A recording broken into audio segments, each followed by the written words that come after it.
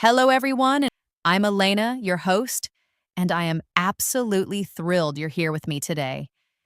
If you're passionate about moving beyond textbook English and truly speaking like a local, you are in the perfect place. We're here to help you not just learn English, but to live it, to breathe it, and to speak it naturally and confidently every single day. If you're new to our community, please do yourself a favor and hit that subscribe button right now. You won't want to miss our daily doses of real-world English learning. Today, we're diving headfirst into a topic that is both fascinating and fundamentally crucial for anyone looking to master authentic American English: idioms and slang. Think of them as the secret handshake of language, the insider knowledge that makes your English sound less like a textbook and more like a lively conversation with the native speaker. Why are idioms and slang so important, you ask? Well, imagine trying to understand a deep conversation, a hilarious stand-up comedy show, or even your favorite American TV series without knowing these phrases. It's like trying to navigate a city with half a map. You'll get lost in translation, miss the jokes, and misunderstand the real emotion behind the words.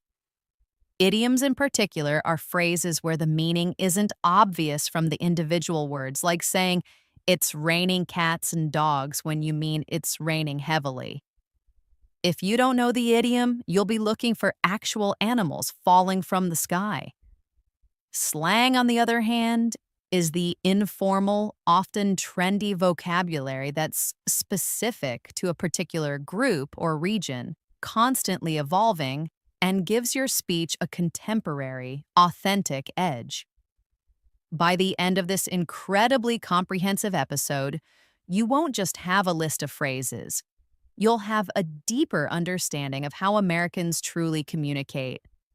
You'll gain practical tools to decipher fast-paced conversations, and more importantly, you'll feel empowered to actually use these expressions yourself, making your English sound effortless, confident, and genuinely American.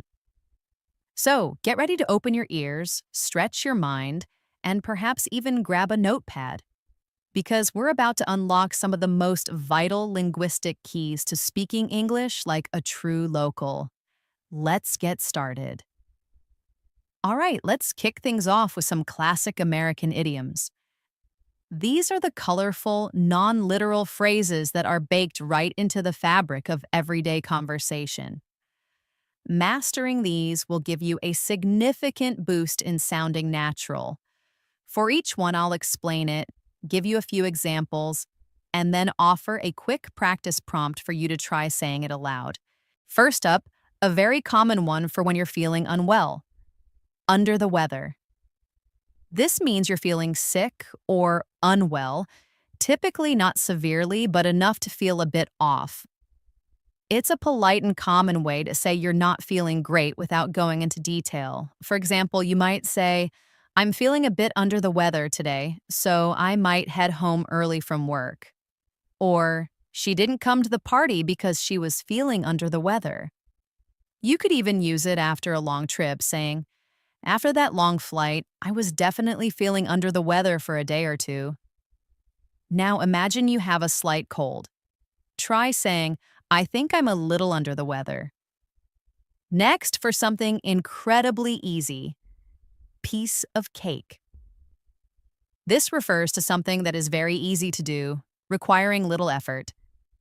You might hear this in a sentence like, "Don't worry about that math problem. For me, it was a piece of cake." Or, "The presentation went smoothly. It was an absolute piece of cake." It's also great for describing a quick learning curve.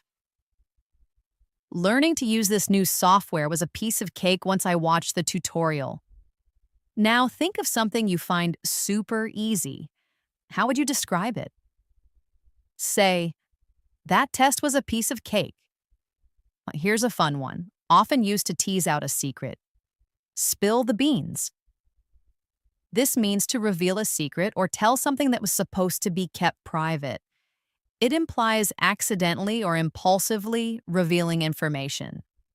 For instance, "Come on, spill the beans." What did he say about the surprise party? Or, "I accidentally spilled the beans about their engagement before they could announce it." Sometimes someone just wants to tell, "She really wanted to spill the beans about the new project, but she managed to keep quiet." Imagine someone's holding back exciting news. Try saying, "Seriously, just spill the beans already." When it's time to go, hit the road. This simply means to leave, to begin a journey. It's a casual and direct way to announce departure. You could say, "It's getting late. We should probably hit the road if we want to beat traffic." Or, "We decided to hit the road early in the morning to avoid the heat." If you've got a long trip ahead, "I've got a long drive ahead, so I need to hit the road soon." When you're ready to go home, try saying, "All right, time to hit the road." To end your work or activities, call it a day night.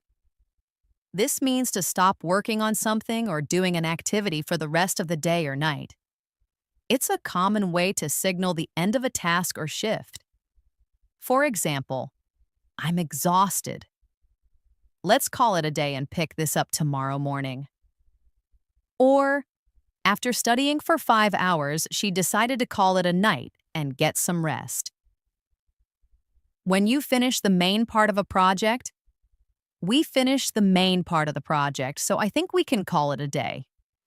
When you've done enough work or activity for the day, say, "That's enough for now. I'm going to call it a night." Next up, for pinpoint accuracy, hit the nail on the head. This means to describe exactly what is causing a situation or problem. To be precisely right. It's a strong way to acknowledge someone's keen insight. You might hear, "You really hit the nail on the head with that explanation. That's exactly what happened." Or, "His analysis of the market problem truly hit the nail on the head." And when you give someone a great idea, when you said we needed more communication, you hit the nail right on the head.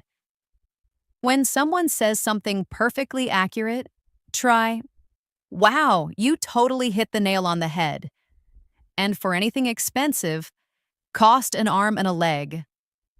This refers to something being very expensive, costing a great deal of money. For instance, "That new sports car looks amazing, but it must cost an arm and a leg." Or, "Getting those repairs done on the house is going to cost an arm and a leg." It's also great for travel. "I really want to travel, but flights these days cost an arm and a leg." Imagine a really expensive item you want. Say, "Oh, that designer bag must cost an arm and a leg." To ensure everyone is aligned, on the same page. This means to be in agreement or have the same understanding about something, to share the same information or viewpoint. You could say, "Before we move forward, let's make sure we're all on the same page about the project goals." Or, "After our meeting, I think everyone is finally on the same page regarding the new strategy." For teamwork, we need to get the team on the same page before we present to the client. Check for understanding with a friend or colleague. Are we on the same page about tomorrow's schedule? When you're being adaptable, go with the flow. This means to adapt to a situation rather than trying to control it, to be relaxed and flexible and accept things as they happen. For example, our plans might change unexpectedly, so let's just go with the flow and see what happens. Or, "He's very easygoing. He always just goes with the flow." Sometimes in life, you just have to embrace it. Sometimes in life, you just have to go with the flow instead of fighting against it. Imagine a flexible situation. Say, "I'm easy. I'll just go with the flow today." A classic for good luck, break a leg. This means good luck. It's almost always used before a performance like a play, concert, or presentation, or before a challenging task. You might hear, "You've got a big presentation today. Break a leg. I know you'll do great." Or, before going on stage, the director told the actors to break a leg. It's also great for interviews. "I hope you break a leg at your job interview tomorrow." Wish someone good luck before a challenge. "Break a leg on your exam." When you have to endure something tough, bite the bullet. This means to endure a difficult or unpleasant situation because it is unavoidable. To face a difficult situation with courage. For instance, "I really don't want to work overtime, but I guess I'll just have to bite the bullet and get it done." Or, "The project was complicated, so we had to bite the bullet and work late all week." Sometimes it's just a tough choice. It's a tough decision, but sometimes you just have to bite the bullet and do what's necessary. Mentally prepare for a difficult, unavoidable task. Say, "Time to bite the bullet and call my boss about that mistake." To grab someone's attention. Catch someone's eye. This means to attract someone's attention. It can be literal, like making eye contact, or figurative. You might hear, "I tried to catch the waiter's eye, but he was busy serving another table." Or, "That bright red dress really caught my eye in the store window." For a new idea. His innovative idea immediately caught the investor's eye. Think about noticing something attractive or interesting. Say, "That colorful painting really caught my eye in the gallery." If a skill is fading, lose your touch. This means to no longer be as good at something as you once were, to lose a skill or ability you used to possess. For example, "I used to be a great baker, but my cakes are terrible now." I think I've lost my touch. Or, the tennis player admitted he might have lost his touch after several losses. If someone's been away, he's been out of the game for a while, so he's worried he's lost his touch. If you feel like you're not as good at something anymore, say, "I think I'm losing my touch at playing guitar." When nerves strike before a big event, get cold feet. This means to suddenly become too frightened or nervous to do something you had planned to do, often something important like a wedding or a big decision. You could say, "He was supposed to propose, but he got cold feet at the last minute and didn't do it." Or, "She was ready to sign the contract, but then she got cold feet about moving to a new city." It's also a good phrase for encouragement. Don't get cold feet before your presentation. You're going to do great. Imagine backing out of something due to nerves. Say, "I almost got cold feet before my interview, but I went anyway." And to regain composure, pull yourself together. This means to regain control of your emotions and behave normally, especially after being upset, emotional, or disoriented. For instance, "Stop crying and pull yourself together. We have to figure this out." Or, "After the shock wore off, she took a deep breath and pulled herself together." When someone is stressed, "I know you're stressed, but you need to pull yourself together and focus on the task."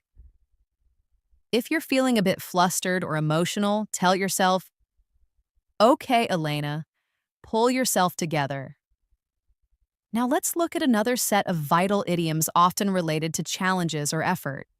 When pigs fly. This means something that will never happen, an impossibility. It's used sarcastically to express disbelief. For example, "My brother will clean his room when pigs fly." Or if someone asks for a raise, "Do you think they'll give us a raise this year?" "Yeah, when pigs fly." And for apologies. "She said she'd apologize, but I think that will happen when pigs fly." Think of something highly unlikely. Say, He'll finish his project on time. When pigs fly. Bite off more than you can chew. This means to take on a task that is too big or too difficult to handle. To attempt something beyond your capability. You might hear, I think I bit off more than I could chew by volunteering to organize the entire event by myself.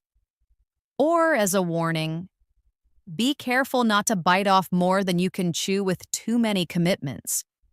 And for someone who overcommits, he probably bit off more than he could chew when he tried to learn 3 new languages at once. If you feel overwhelmed by a task, say, I think I might have bitten off more than I can chew with this project. Get something off your chest. This means to reveal something that has been bothering you or causing you to feel guilty or anxious. To confess or express something that's been weighing on your mind. For instance, I need to get something off my chest. I accidentally broke your favorite mug. Or after a tough conversation. Talking to my friend really helped me get it off my chest and feel better. It's always good advice. If you have something on your mind, it's always good to get it off your chest. Imagine having a secret or concern you want to share. Say, can I talk to you? I really need to get something off my chest. In the same boat. This means to be in the same difficult or unpleasant situation as someone else, to share the same problem or circumstance. For example, we're all trying to meet this tight deadline, so don't worry, we're all in the same boat. Or after a shared experience, after the power outage, everyone in the neighborhood was in the same boat without electricity. For students, many students feel the pressure of exams, so you're not alone. We're all in the same boat. If you're sharing a common challenge with someone, say, don't worry, we're all in the same boat. Burning the midnight oil. This means to work late into the night, often on a difficult task or to meet a deadline. It refers to the old days of using oil lamps. You might say, I've got a big presentation tomorrow, so I'll be burning the midnight oil tonight. Or for students often have to burn the midnight oil during exam season. And for team efforts, we had to burn the midnight oil to get the report finished on time. When you're working very late, say, I'm going to be burning the midnight oil tonight. Okay, we've covered some classic idioms. Now, let's jump into the world of modern American slang and casual expressions. These are the words and phrases that give your English an immediate contemporary feel. Remember, slang can sometimes be more informal, so context is key. First up, a super popular word to describe something amazing, lit. This means excellent, exciting, amazing, or incredibly fun. It's often used to describe parties, events, or experiences that are truly outstanding. For instance, that concert last night was absolutely lit. Everyone was dancing. Or for entertainment. The new video game is so lit, I can't stop playing it. And for good times. We had a lit time at the beach last weekend. Describe something awesome you experienced. The party was lit. To emphasize truth, no cap. This means no lie. Seriously, telling the truth. It's a way to emphasize that what you're saying is honest and not an exaggeration. It's quite popular with younger generations. You could say, I finished all my homework in an hour, no cap. Or to praise food, this is the best burger I've ever had, no cap. And for surprising news, she really won the lottery, no cap. When you want to sound really truthful about something, say, that was the hardest workout ever, no cap. You'll hear this one a lot. Chill or chill out. Chill as a verb means to relax, to hang out. As an adjective, it describes something relaxed, easygoing, or cool. Chill out as a phrase means to calm down or relax. For example, let's just chill at home tonight and watch a movie. Or for a person's personality, he's a very chill person. Nothing bothers him. And if someone's stressed, hey, you need to chill out a bit. Don't stress so much. Try saying, I just want to chill this weekend. Or to someone stressed, chill out. And to make plans, hang out. This means to spend time casually with friends, to socialize informally. You might say, do you want to hang out after class today? Or, thinking about past times, we used to hang out at the coffee shop every Saturday. And for quiet evenings, I'm just hanging out at home this evening. Ask a friend to spend time. Hey, let's hang out soon. For a quick informal apology, my bad. This means my mistake. My fault. It's a very casual and common way to apologize for a small error or oversight. For instance, oops, my bad. I spilled my drink on your book. Or to acknowledge a mistake. Oh, was that your seat? My bad. And for forgetting something. I forgot to send the email. My bad. If you make a small error, say, oh, my bad. I didn't see you there. To express impressive success, crush it. This means to do something extremely well, to succeed impressively at a task or challenge. It's often used as encouragement. You could say, you've been studying hard. I know you're going to crush that exam. Or for a team's performance, the team really crushed it in the final game. They played incredibly well. And as encouragement, go out there and crush it today. You're ready. Encourage someone before a challenge. You got this. Crush it. Next, the versatile vibe. As a noun, it's the atmosphere or feeling of a place, person, or situation. As a verb, it means to get a good feeling about someone or something, or simply to relax and enjoy the moment, often in sync with music or a person. For example, this restaurant has a great vibe. I love the music and lighting. And for music, I really vibe with this song. It's exactly what I needed. You can also describe a person. I get a good vibe from her. She seems trustworthy. Or simply enjoying. We just sat on the porch listening to music and vibing. Describe an atmosphere. The party had a really good vibe. If you're super tired, beat. This means extremely tired, exhausted, worn out. You might say, after working a 12-hour shift, I'm totally beat. Or after physical activity, I ran a marathon yesterday, so my legs are absolutely beat today. When you just want to rest, I'm too beat to go out. I just want to sleep. When you're very tired, say, I'm absolutely beat after that workout. For expressing excitement, pumped or stoked. Both mean very excited or enthusiastic about something. Stoked can sometimes imply a more intense, almost adrenaline-fueled excitement. For instance, I'm so pumped for the concert this weekend. It's going to be amazing. Or for future plans. She's really stoked about her vacation to Hawaii next month. And for anticipation, are you pumped for the big game tonight? Share your excitement about an upcoming event. I'm so stoked for the new movie. A highly relevant modern term, binge watch. This means to watch many episodes of a TV show continuously, one after another, often for an extended period. You could say, I spent all weekend binge watching that new series on Netflix. I couldn't stop. Or, for a favorite show, we decided to binge watch our favorite sitcom from the beginning. It's a common habit. She's notorious for binge watching entire seasons in one sitting. Talk about your TV habits. I love to binge watch comedies on a rainy day. Here's a popular acronym, FOMO. It stands for fear of missing out.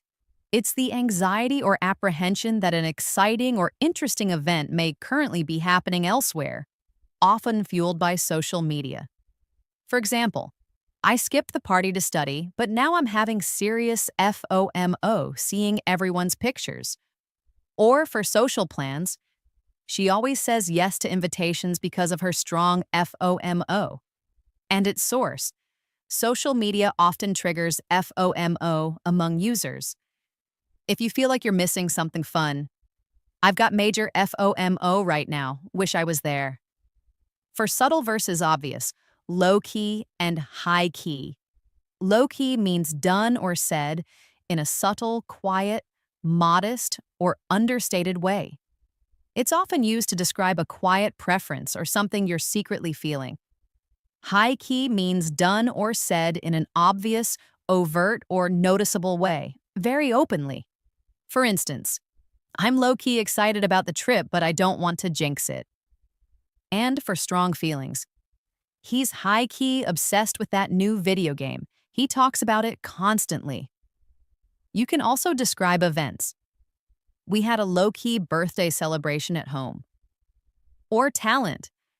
She's high-key talented. Everyone knows it. Describe a subtle feeling. I'm low-key hungry for some pizza.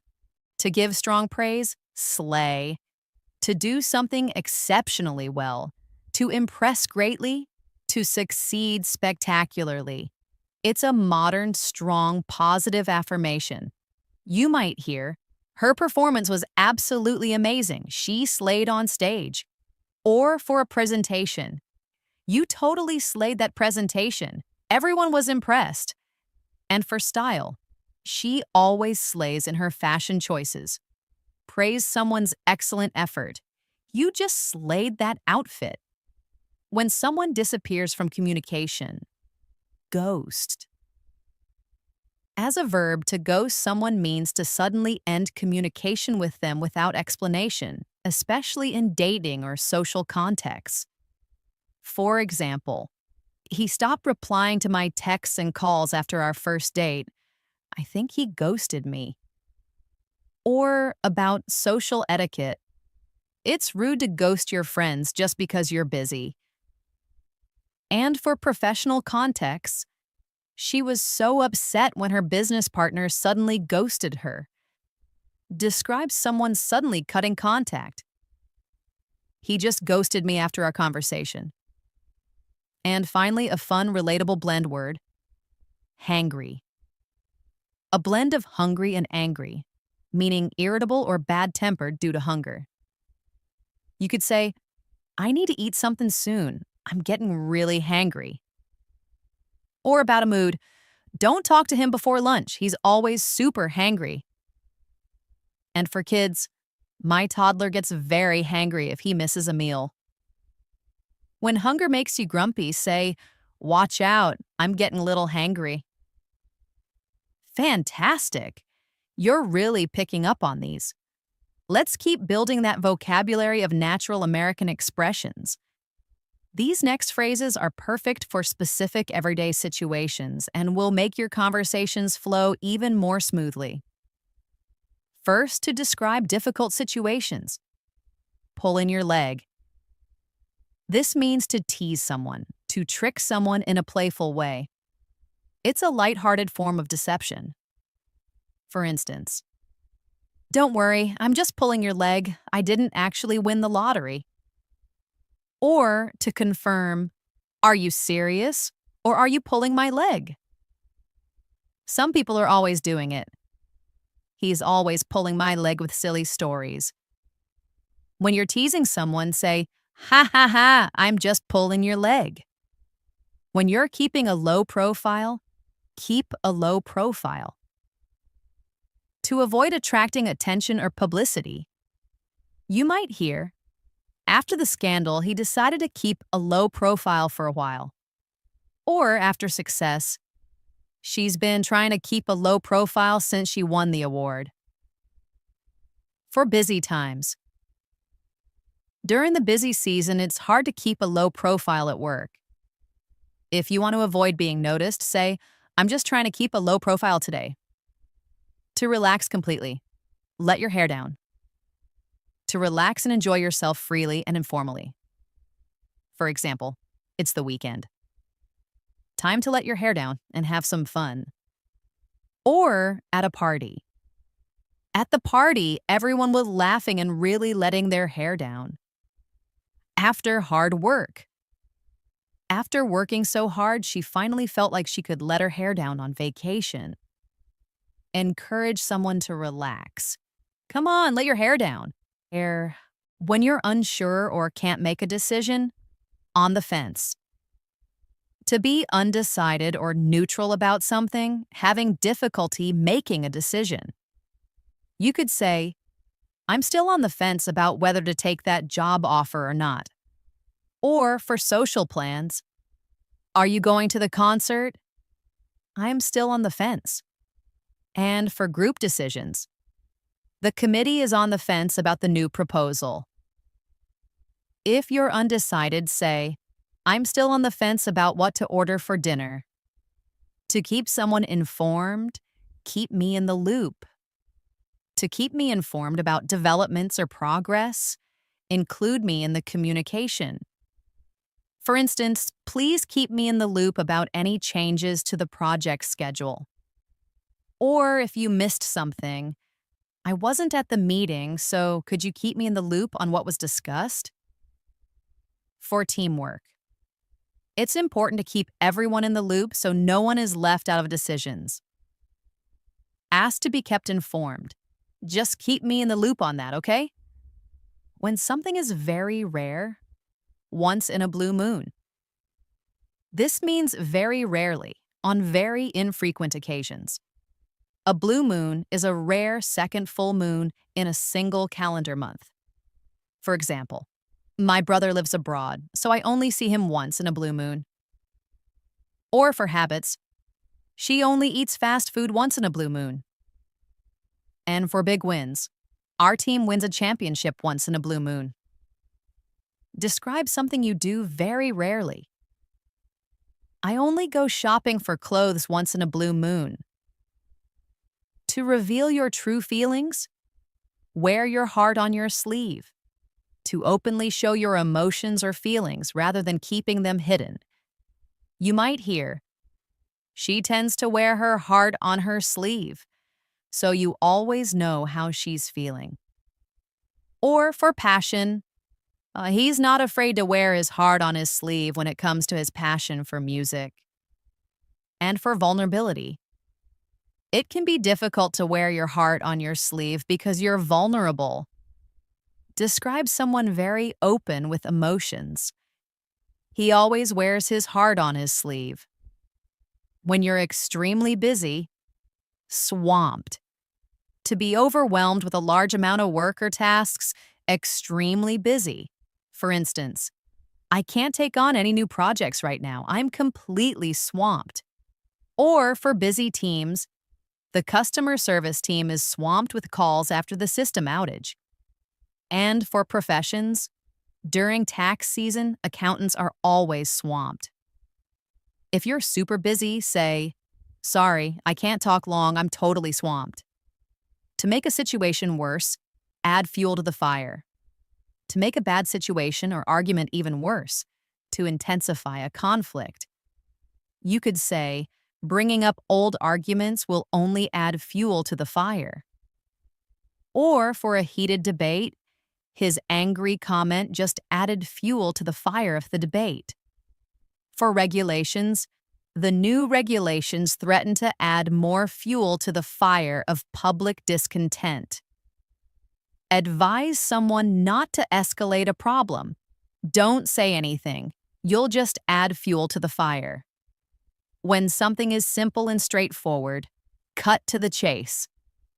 To get straight to the point without unnecessary introductions or details. For example, all right, let's cut to the chase. What's the real problem here? Or, in performance, the director told the actors to cut to the chase and focus on the main action. When you're short on time, I don't have much time, so please just cut to the chase. If you want someone to get to the point, say, okay, let's cut to the chase. Fantastic. You're really picking up on these. Let's delve into another set of contemporary expressions. These are phrases that are very much part of the current linguistic landscape in America and will make you sound incredibly authentic. First, to express something being perfect or amazing, on point.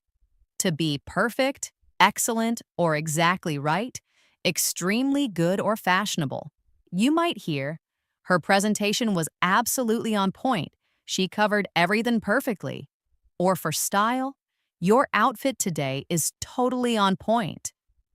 And for service, the restaurant's service was on point, very attentive. Describe something that's perfect. That idea is totally on point. When something is obvious or extremely easy, no-brainer.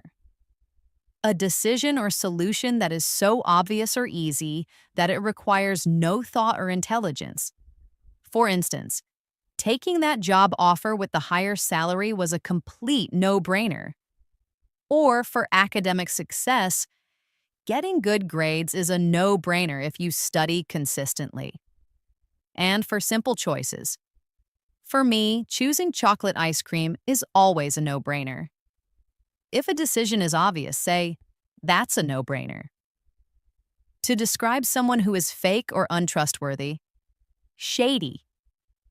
This means suspicious, dishonest, or morally questionable.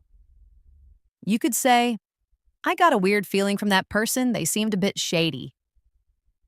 Or for business, there's a lot of shady business going on in that company. And for questionable comments, he made some shady comments that made me distrust him. Describe someone suspicious. I think that deal sounds a little shady. When you're fully absorbed in something, in the zone. To be fully focused and performing at your best, completely immersed and undistracted. For example, when he's coding, he's totally in the zone and doesn't notice anything else. Or for athletes, the athlete was in the zone during the last half of the game. It's a great feeling. I love those moments when I'm just in the zone and time flies by. When you're performing optimally, say, I'm really in the zone with my work today. To praise someone's excellent performance, killed it. To perform extremely well. To do something perfectly or impressively. Similar to slay.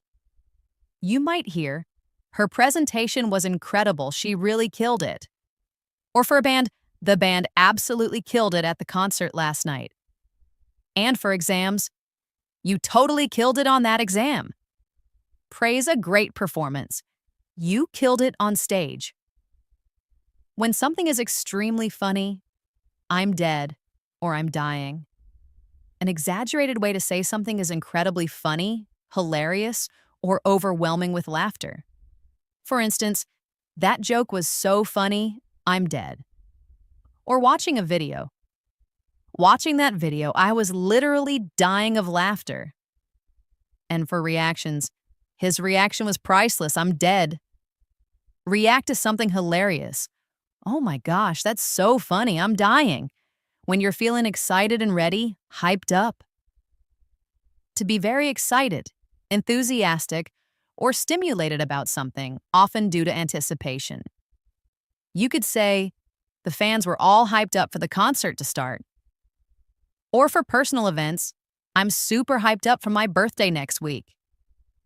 And after a stimulant, he got all hyped up after drinking 3 energy drinks. Express strong excitement. I'm really hyped up for the game tonight. To describe someone who is generally unoriginal or basic. Basic. Referring to things or people that are unoriginal, conventional, or stereotypical, often in a derogatory way. Usually implies someone follows popular trends without much individuality. For example, pumpkin spice lattes and Ugg boots are considered basic by some. Or for music taste, he only listens to the most popular pop songs, he's so basic. And for plots, that movie plot is so basic, I've seen it 100 times. Describe a very common trend. That kind of fashion is pretty basic. To make plans or meet someone, link up. To meet up or connect with someone, often informally, you might say, "Let's link up for coffee tomorrow morning." Or to coordinate, "I'll text you later to figure out where we can link up." For collaborations, the two teams decided to link up for a joint project. Suggest meeting. "Hey, want to link up after work?" When you're completely exhausted, wiped out. To be extremely tired, utterly exhausted. Similar to beat.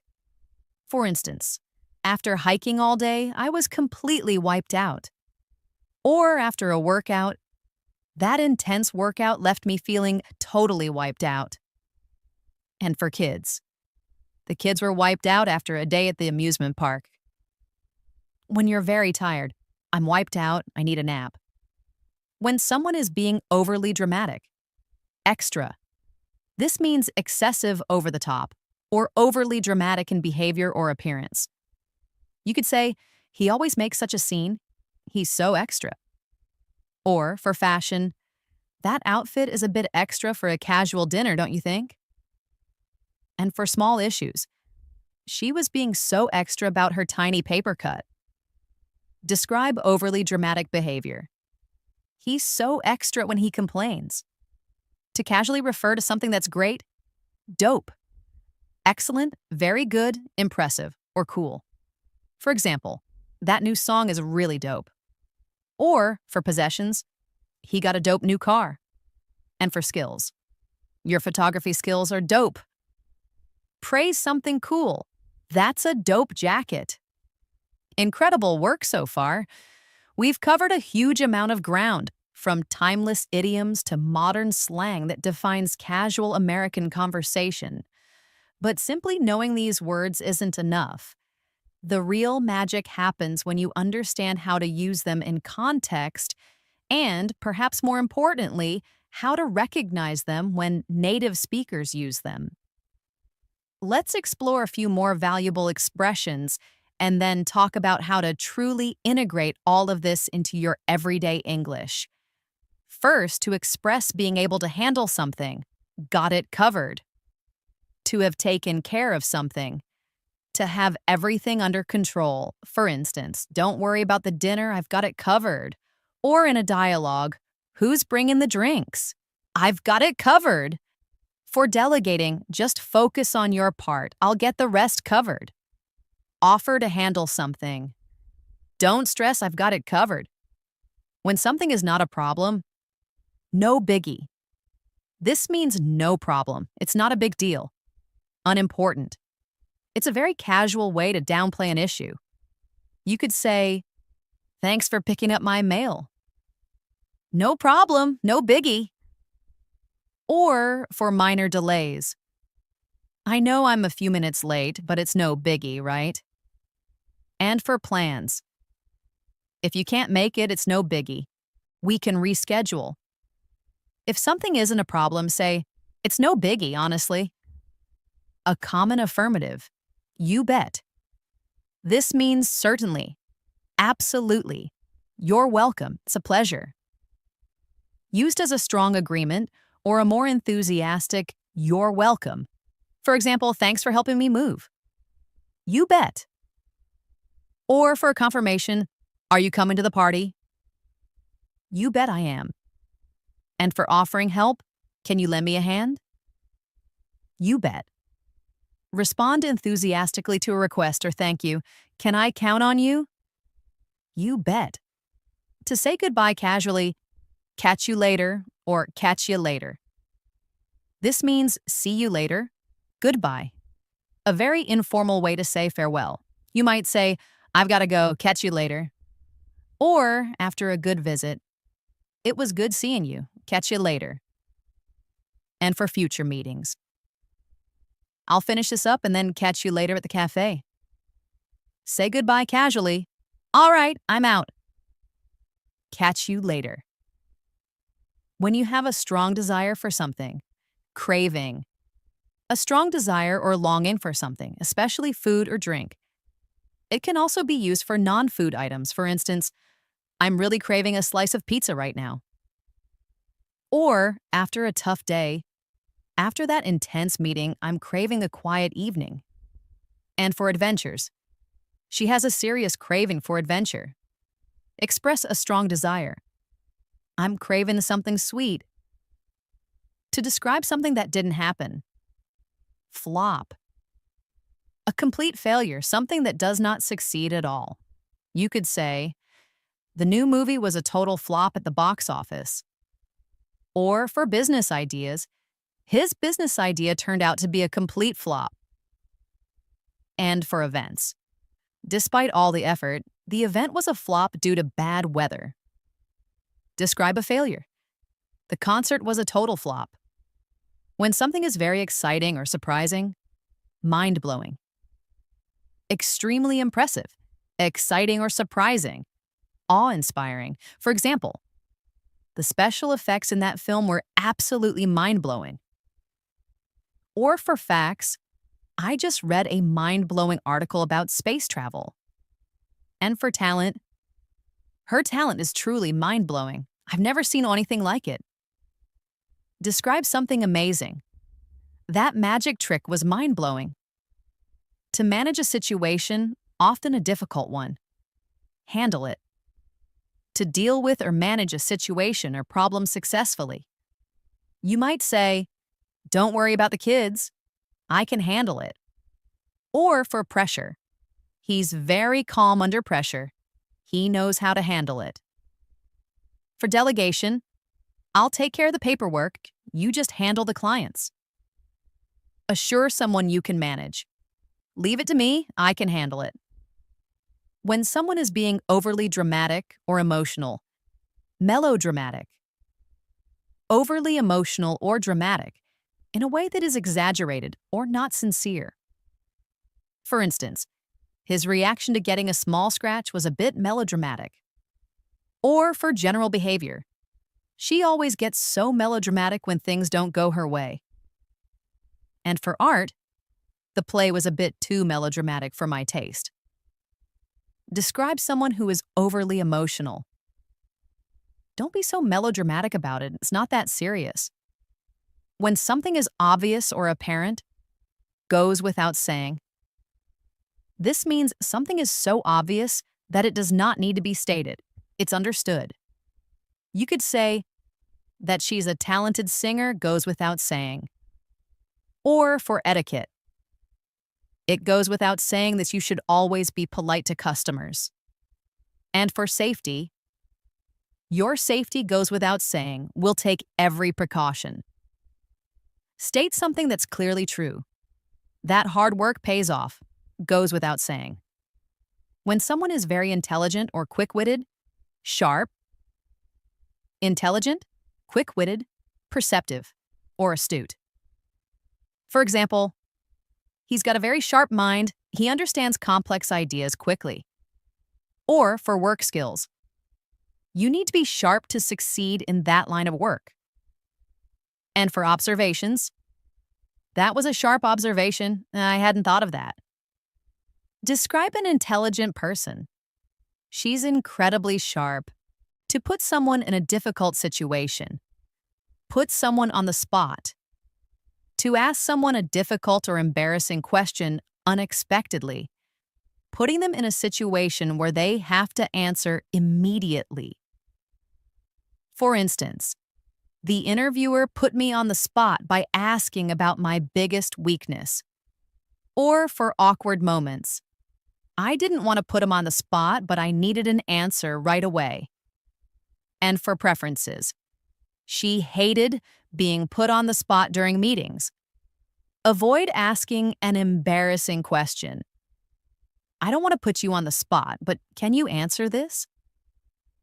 When something is very exciting or important, big deal. Something very important or impressive. Often used sarcastically to mean the opposite. Not a big deal. You could say getting that promotion was a big deal for her career. But be careful, it can be sarcastic.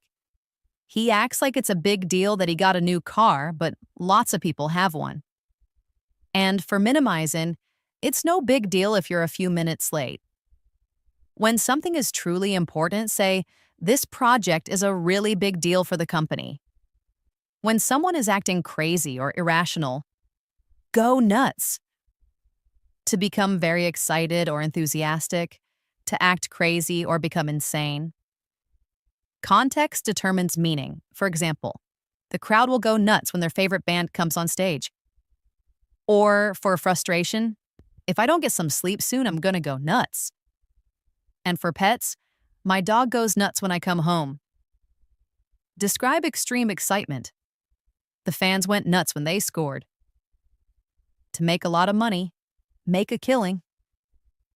To earn a lot of money very quickly or easily. For instance, he made a killing in the stock market during the tech boom. Or for new ventures, they hope to make a killing by selling their new product online. And for wise investments, if you invest wisely, you can make a killing in real estate. Describe a very profitable venture. They really made a killing with that new app. When someone is avoiding direct eye contact, shifty. Seeming dishonest or untrustworthy, often suggested by restless or indirect movements, especially of the eyes. You might say, "The man's shifty eyes made me feel uncomfortable." Or for answers, "He gave a shifty answer, avoiding the real question." And for trust, "I don't trust him. He's a bit shifty." Describe someone suspicious. "He gave me a shifty look." When something is very clear or obvious, crystal clear. Very easy to understand, perfectly clear. For example, after your explanation, everything is crystal clear now? Or for instructions, make sure the instructions are crystal clear so there are no mistakes. And for intentions, her intentions were crystal clear from the start. Confirm understanding. Yes, that's crystal clear, thank you. Incredible work so far. We've covered so many amazing American English idioms and slang terms today. From under the weather to no cap, and from go with the flow to being hyped up, you now have a powerful arsenal of expressions that will truly transform your English. But simply knowing these phrases is just the first step. The real mastery comes from integrating them naturally into your own speech and truly understanding them when you hear them. Here are some final advanced tips for making these idioms and slang a part of your everyday vocabulary. First, immerse yourself actively. Don't just passively watch American movies, TV shows, and YouTube videos. Actively listen for these idioms and slang words. When you hear one, pause, rewind, listen again. Try to understand the context. Also, shadowing is incredibly powerful. Once you hear an idiom used, try repeating the sentence exactly as the native speaker said it, mimicking their tone, rhythm, and speed. This trains your mouth and brain to produce these phrases naturally. Second, remember that context is king. Pay attention to the situation. Remember that slang and idioms often depend heavily on context. Lit means exciting for a party, but you wouldn't use it to describe a formal business presentation. Pay attention to who is speaking, where they are, and the overall mood of the conversation. Also, observe relationships. Notice how different people use slang with each other. Friends might use very casual slang, while colleagues in a professional setting might use more common idioms but less trendy slang. Third, start small. Practice consistently. Don't try to memorize all 50 plus at once. Pick 2 to 3 new idioms or slang terms each week. Focus on those. Create your own examples. Write down your own sentences using the new phrases. Think of situations from your daily life where you could use them. And most importantly, use them in conversation when appropriate. The best way to internalize them is to actually use them. Try incorporating 1 or 2 new phrases into your conversations with English-speaking friends, tutors, or even just when you're talking to yourself. Don't be afraid to experiment. Fourth, beware of overuse and misuse. While it's great to use these phrases, don't try to force them into every sentence. Less is more. Overusing slang or idioms can make your speech sound unnatural or even insincere. A few well-placed expressions are far more effective. Also, understand the nuance. Some slang can have subtle negative connotations or might be very specific to a certain age group or subculture. If you're unsure, it's safer to stick to the more generally accepted idioms we covered today. Finally, maintain your curiosity. Keep learning. Language is always evolving. New slang terms emerge and old ones fade away. Stay curious, keep listening, and always be open to learning new expressions. Learning idioms and slang is truly a journey, not a destination.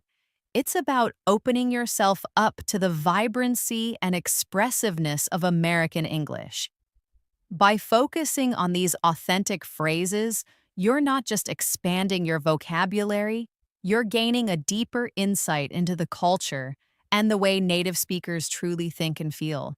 You've done an incredible job today absorbing all this information. Remember, consistency is key. The more you practice, the more confident you'll feel, and soon, these American English idioms and slang terms will become a natural part of your fluent, confident English. That's all for today's deep dive into American English idioms and slang on English in moments. I sincerely hope you found this episode helpful and that you're feeling more confident about speaking like a local. If this lesson brought you value, please remember to show your support by giving us a thumbs up, leaving a comment with your favorite new phrase, and absolutely subscribing to our channel. Hitting that bell icon will ensure you never miss a new episode, as we're here daily to help you on your English learning journey. You can also find a treasure trove of additional resources and past episodes right here on our channel to continue your progress. Keep practicing, keep immersing yourself, and keep embracing the incredible journey of mastering English. I'll catch you in the next one. Happy learning!